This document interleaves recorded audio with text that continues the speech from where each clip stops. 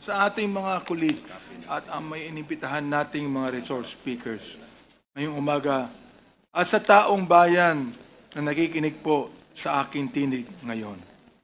Gusto ko rin makinig yung mga bashers natin.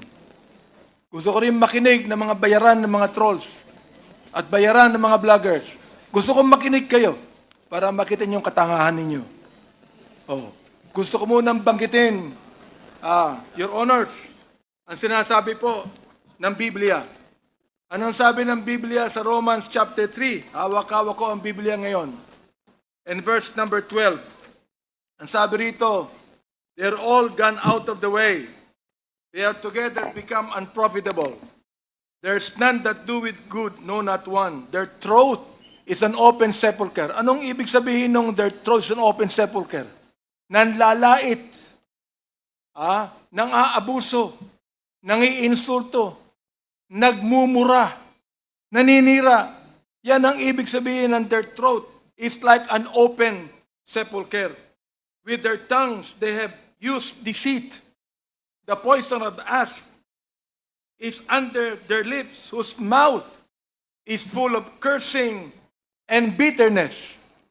Their feet are swift to shed blood.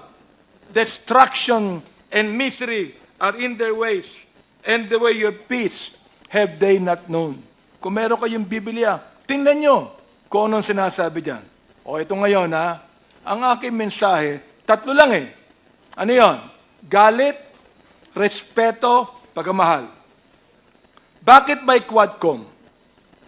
Bakit nagsama-sama ang public accounts, ang public order and safety, ang dangerous drugs at human rights? Sapagkat pare-pareho ang mga taong pinapatawag namin to shed light on what is happening to our country.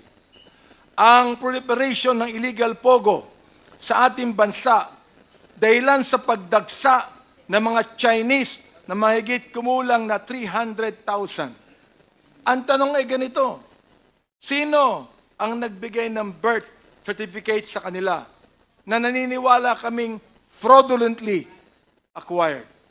Paano sila nakakuha ng passport? Paano sila nakabili ng large tract of land samantalang marami tayong mga kababayan na wala man lang maliit na lupa na pagtatayuan ng kanilang bahay? Fraudulently acquired lands through bogus corporations. Sinabi ng dating leader ng past administration na ginawa niya ang nagawa niya sapagkat, as I quote, I love this country. Billions of pogo money exchanged hands between these Chinese and some high public officials in the past administration. Pagmamahal ba sa bayan ito? Or tulad ng sinabi ng Biblia, the love of money is the root of all evil. Pagmamahal ba sa bayan? If you allowed the hundreds of thousands of Chinese to come here who do not even love this country? Pagmamahal ba sa bayan na ilagay mo sa bingit ng alanganin ng ekonomiya ng bansa? Aber, gumanda ba ang bansa natin? Nabawasan ba ang korupsyon?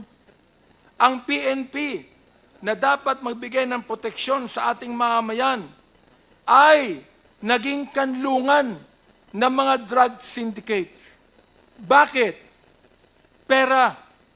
Kinakampihan natin ng war on drugs. Kinakampihan natin yan. Pero bakit kinakailangan may mamatay? Na ang karamihan niyan ay mistaken identity. Na ang sabi ng isang senador na nakaupo, na dating PNP Director General, collateral damage. Loss of investment. Ay, isipin mo lahat ng walang collateral damage talaga. Pero sabi ko, imperfect world, hindi mo pwedeng... Sino ba gusto? Ikaw ba, pulis ka, gusto mo may bata matamaan? Never. Kasi ikaw may anak ka rin. Hindi mo gusto may mangyari na gano'n. Collateral damage lang ba? Yan ang gusto kong sagutin ng senador na yan.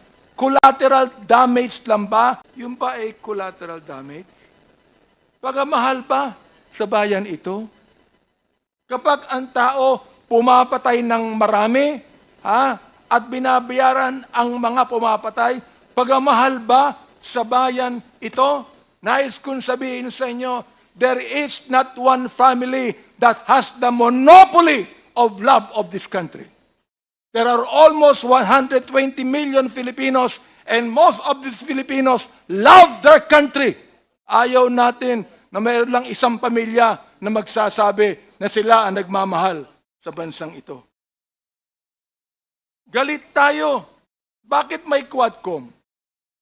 Galit tayo sa masama na tinutulak ang bansa sa kasamaan. Bakit may Quadcom? Galit tayo sa Pogo o anumang sugal na lalong nagpapahirap sa ating bayan at nagpapayaman sa iilan.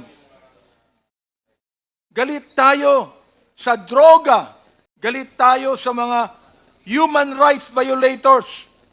Ito man ay agents ng pamahalaan o NPAs o terorista o mga kriminal na naghahasik ng kaguluhan sa ating mahal na bayan.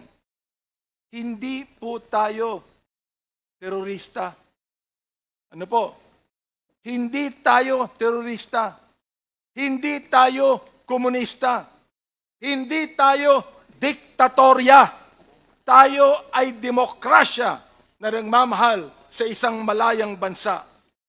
May respeto sa saligang batas, sa karapatang pantao, sa mararangal na mga public officials, lalo na sa taong bayan.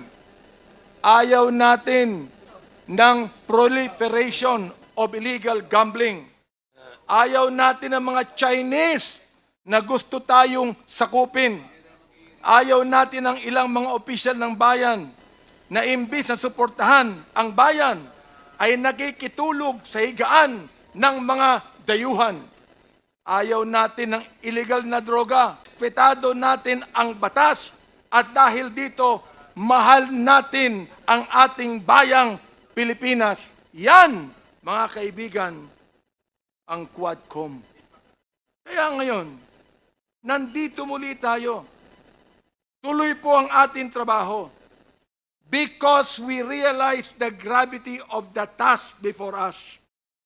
As a result of our hearings, we have already proposed legislation that will address the issues we have unearthed as we dug into the house and wife of. Pero hindi pa po natatapos sa pagpropose ng batas. As mentioned by our co-chair, Representative Barbers, we will also recommend the prosecution of those behind this monstrous. It is my hope, my prayer, that these recommendations are followed through so that justice is served for the families. Maraming salamat po.